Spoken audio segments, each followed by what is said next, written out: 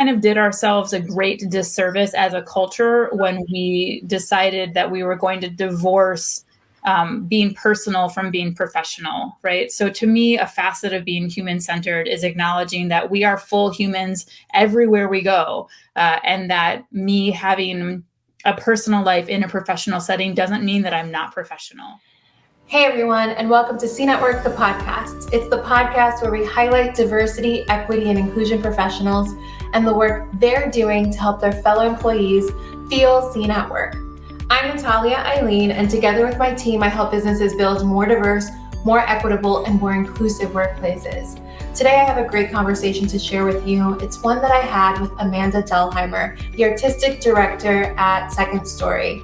Amanda's superpower is storytelling, and the work that she does through Second Story helps organizations use storytelling in such a powerful way that it can help build community, connection, inclusion, and belonging. So we were really excited to hear from her and to have her on the podcast because we know that storytelling is a tool that many of us diversity, equity, and inclusion practitioners use regularly. And through this podcast episode, we talk about some of the techniques and some of the suggested practices around storytelling that can really enhance all the work that you're doing on that dimension. So without further ado, let's dig into the conversation. Okay, we're here today with Amanda Delheimer, Artistic Director of Second Story, and we are so excited to have her on. Amanda, how are you? I am doing great. Thank you so much for having me here. Of course. No, we are always excited. And I know you have a particularly interesting background and emphasis on storytelling. So I can't wait to get into it. Before we do, can you give us a little bit of a background into you and how you got to where you are? Yeah, sure. Thank you. And I am thrilled that you think that what we do is interesting. So this will be very exciting. So my name is Amanda Delheimer. I am the artistic director of an organization called Second Story in Chicago. I'm actually coming up on 15 years in that role. And my background is through theater. So I came into all of my work thinking about equity, diversity, inclusion, and justice through that lens of theater and art making. And when I look back on my history, it's something that I think I had kind of in the back of my mind, even as I was, in my adolescence, but it really has come kind of front of mind in the last 15 years or so. And I would say that the kind of primary thrust of the way that I think about equity, diversity, inclusion, and justice is really through a lens of story and a lens of being really human-centered. So thinking about the idea that stories are the thing. Like I genuinely believe that stories are the thing that connect us to each other. It's the thing that can help us build our muscles of compassion and empathy. And that the work of Second Story is specifically building spaces where people can share and listen to each other's personal stories. So that's how I come to this particular work. Thank you for that. And I appreciate that is such a big part of how you approach all of this work, this human-centered, this story-centered approach. For those who maybe are really passionate about bringing about a more diverse, inclusive, equitable, just workplace, what have you, but who haven't really heard that framing around human-centered, do you mind giving us just a little bit of context around what that means to you? Yeah, I've never been asked that before.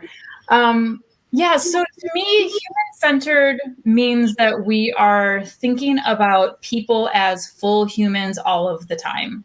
So it means that, we kind of did ourselves a great disservice as a culture when we decided that we were going to divorce being personal from being professional, right? So to me, a facet of being human-centered is acknowledging that we are full humans everywhere we go, and that me having a personal life in a professional setting doesn't mean that I'm not professional.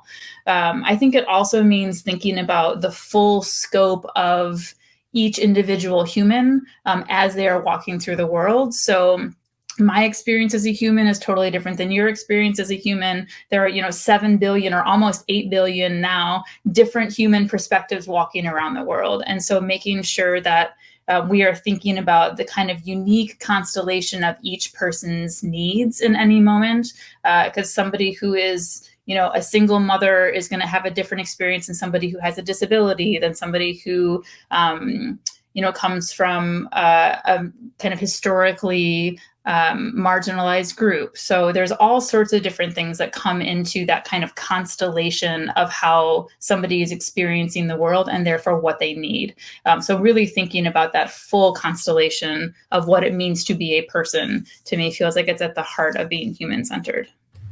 Thank you for digging into that. I know, when you live it as it seems you do, it could be maybe a little difficult to think through what it actually means. So I hope people appreciate that additional context.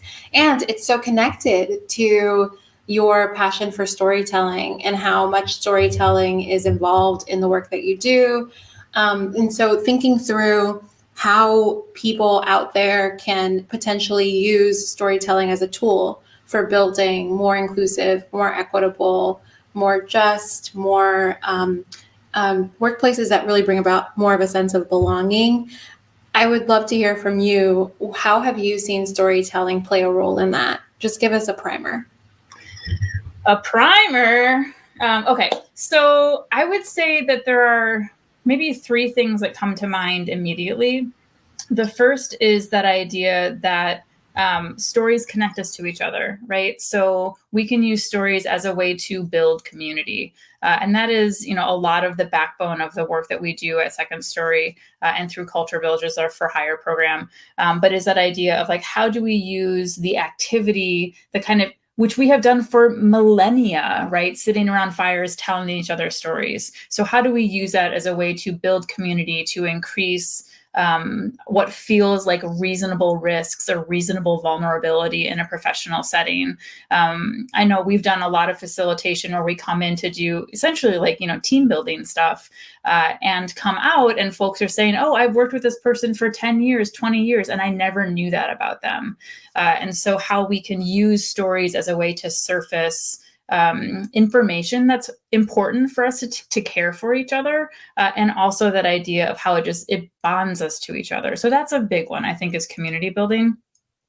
Another one I would say is that I think stories can be an incredible tool for entering into conversations.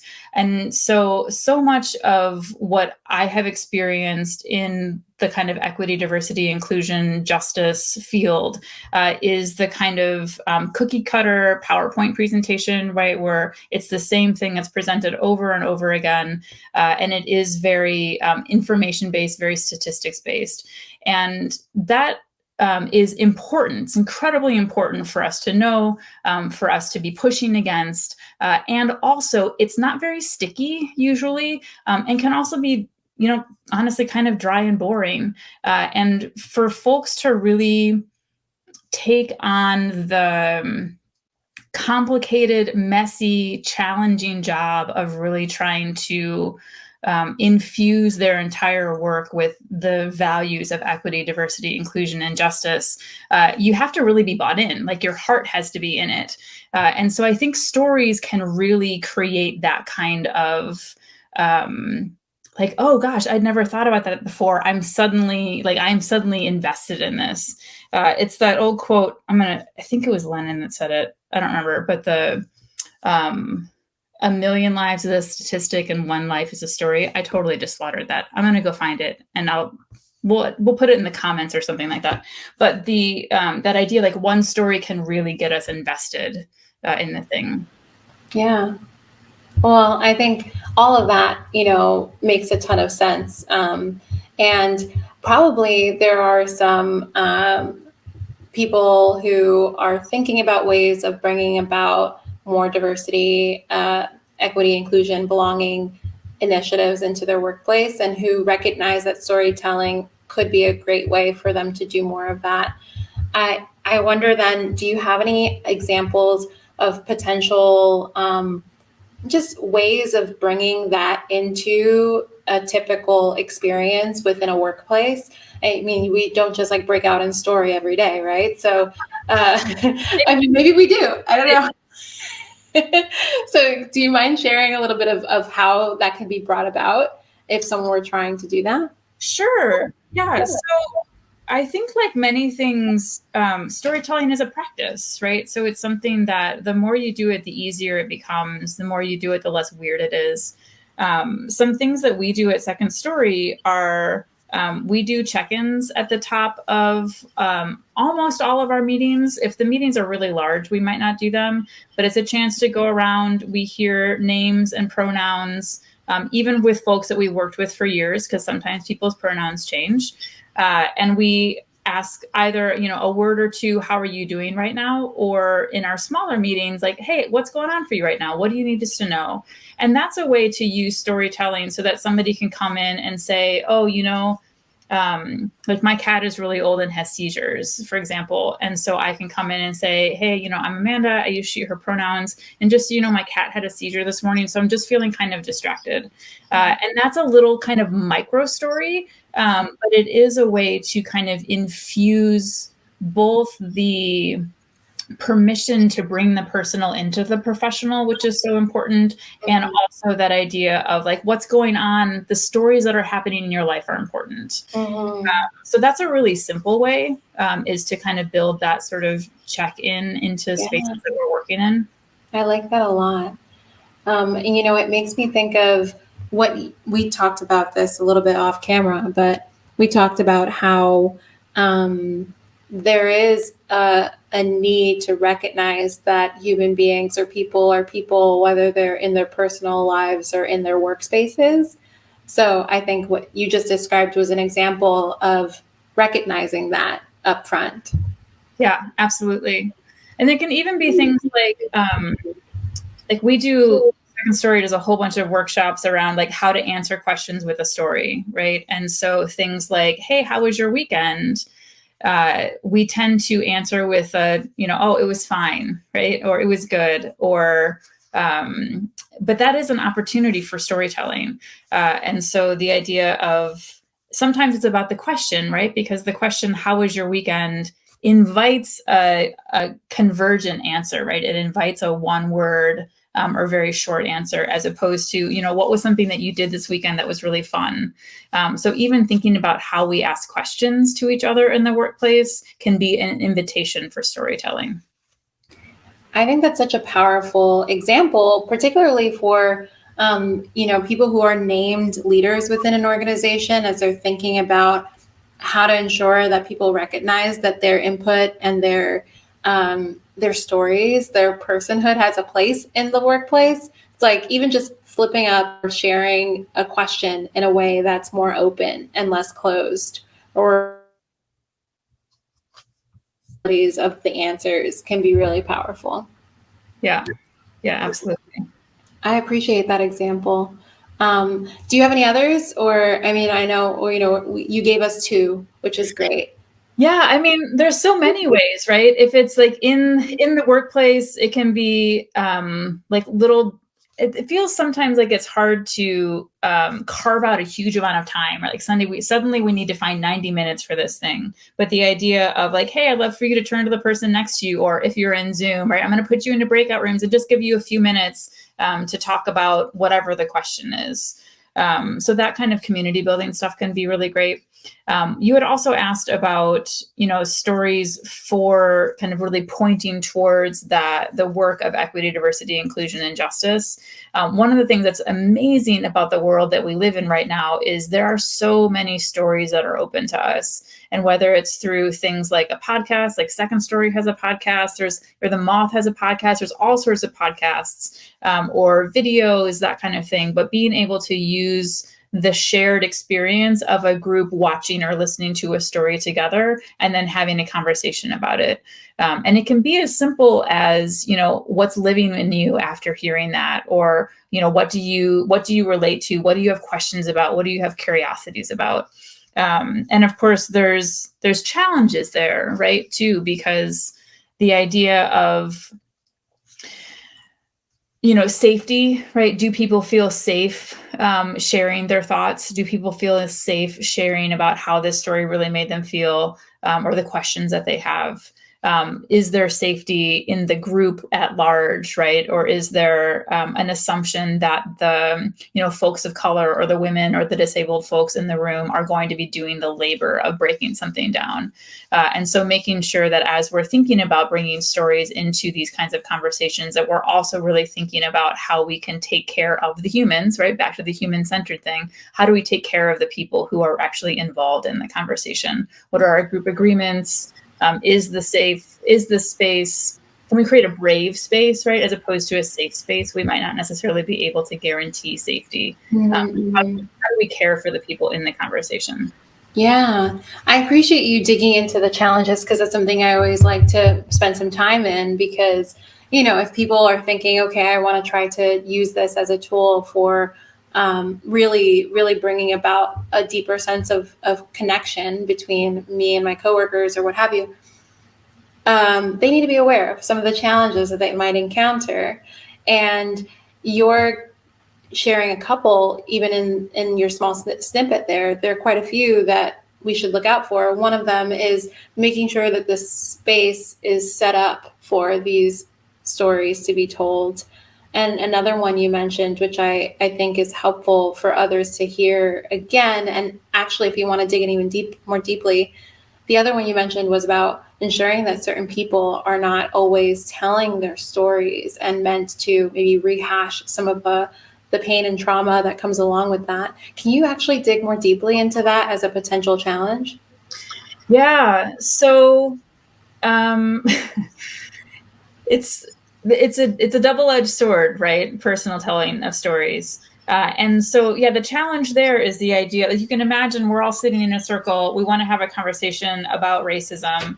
And we're like, oh, we'd love to have this conversation about racism. Hello, would you please tell us your story of a time that you experienced a microaggression or you experienced racism in this workplace? And that both puts people on the spot, right? Which nobody likes that, and completely independent of who they are. But it also forces that person to do a whole bunch of labor that just isn't really their job. And it also is something that happens all of the time, right? So this idea that that somehow the person of color in the room, the woman in the room, the parent in the room has to be the voice for this experience, when there is not a singular way to be a person of color or a woman or a parent, right? It's different for everybody. And that idea of a lot of times the work that needs to be done is the folks who are outside of that marginalized identity, right? And it isn't necessarily the work of that person to educate me, right? So trying to figure out how can I do some of my own work and not be asking folks around me to do the labor of the storytelling for me. I think that's a big one, and I appreciate you digging into that. I don't know that on this podcast we've had the opportunity to really talk about that. And within the context of storytelling, it makes a lot of sense that we would dig into it. Do you have any other challenges that people typically run into that are worth surfacing almost in a similar way? Yeah, I mean, I think that idea of what is the space that we're in, right? Is there trust in the space that we are in? Is there psychological safety in the space? And so that has to do with this idea of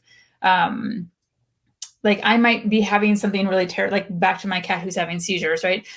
I might be having this thing going on in my life, but because of the work environment that I'm in, I don't feel safe surfacing that, because I worry that I'm going to be punished, or somebody's going to take work away from me, or I'm going to be judged, or whatever it happens to be. And so part of the kind of context that needs to be put in place is this idea of is this space built for that kind of reasonable risk? And especially as we're thinking about it as leaders, if it is possible that the space isn't built that way, right? And in some ways, the society that we're in is not constructed for that, right? The society that we're in is constructed for people go to work, they do their work, they are automatons. We came out of the Industrial Revolution, right? So we're not supposed to have feelings or children or disabilities or this kind of stuff. And so making sure that we are if we are asking folks to do that kind of work in the workplace, that we have created a culture that can hold that. And if not, then we need to scaffold into it, right? And there are a whole bunch of things that can happen in terms of that scaffolding. Some of it might be about altering company culture, or some of it might be about, really working from the very beginning. So trying to ask for stories in situations that feel very low risk, right? So start to practice that muscle. But yeah, it can be a very dangerous thing if used incorrectly. Well, I think that's a very important point. Some cultures aren't ready for that. And so thinking about, I'm sure Second Story has a lot of experience cultivating a space in which those stories can be told.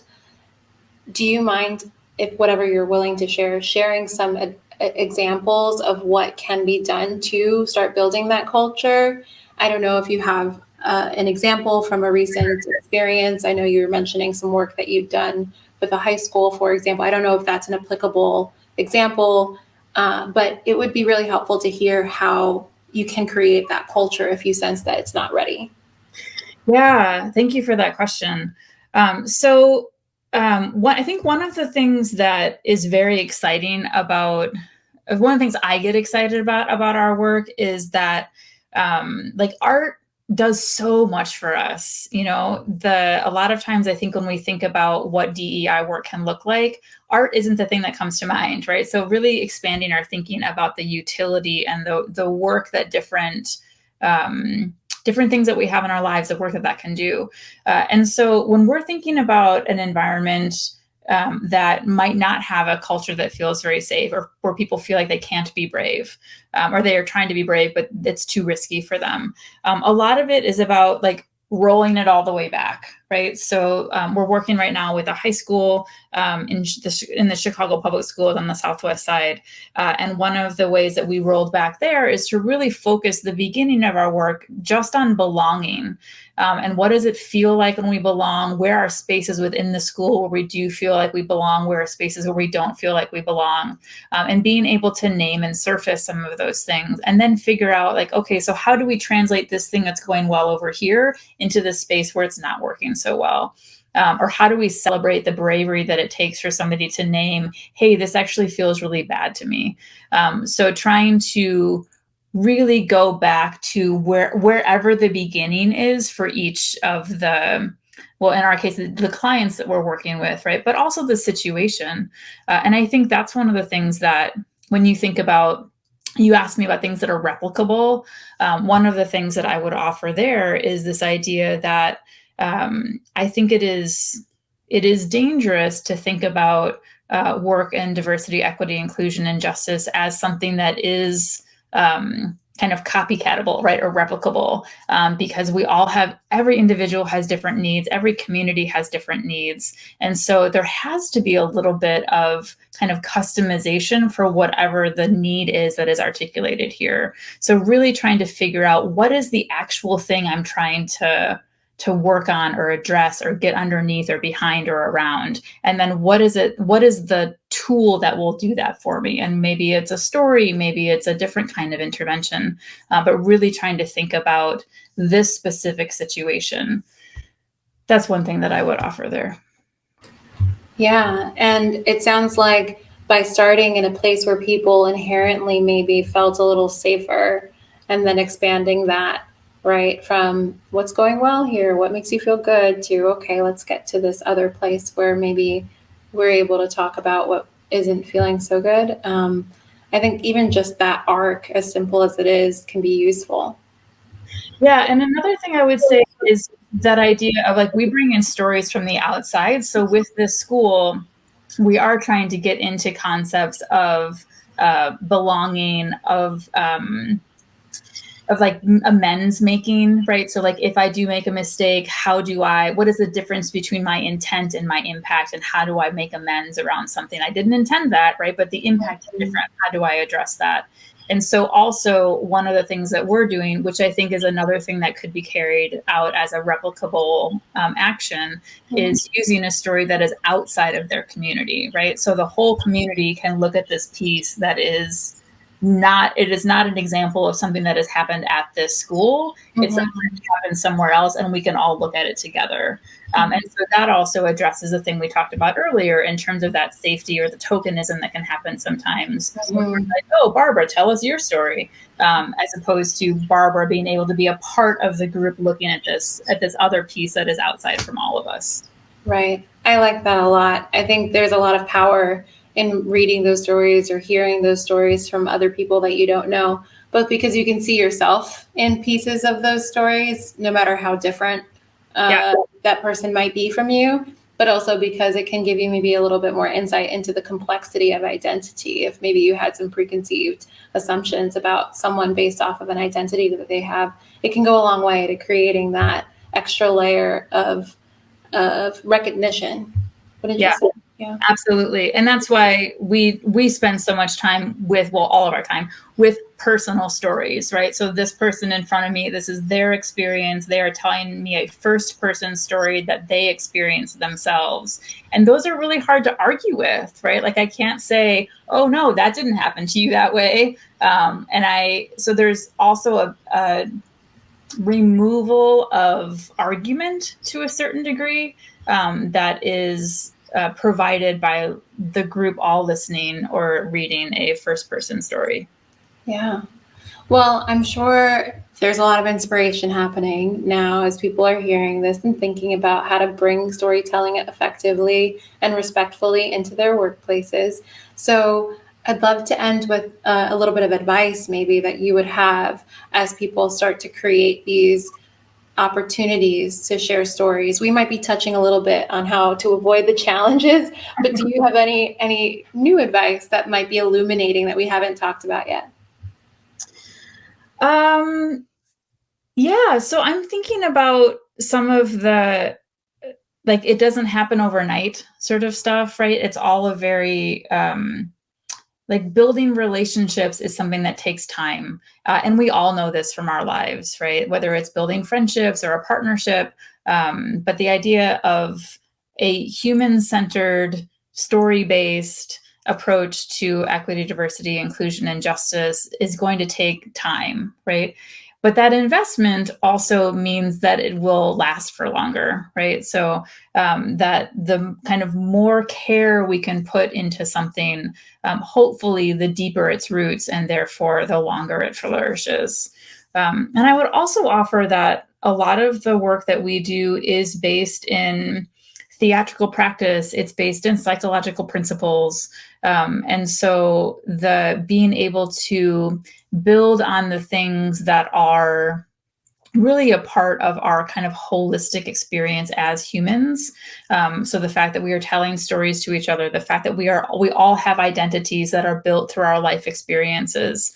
And so trying to figure out what are the threads that really unite all of the things that I'm trying to do in this moment, and trying to really build a process or a intervention or an initiative through that kind of pluralistic lens, as opposed to the idea of really trying to go in to solve this one thing, right? Because usually that thing has a whole bunch of potential roots, potential repercussions, things that are informing it. So how do I have a really holistic, humanistic view as I'm thinking about the work that I'm doing in diversity, equity, inclusion, and justice? Yeah, bringing it full circle for us to the beginning of our podcast, talking about that human-centered approach. Thank you so much, Amanda.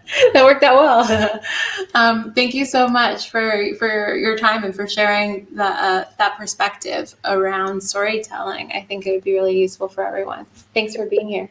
Thank you, Natalia. It has been a real pleasure to speak with you today.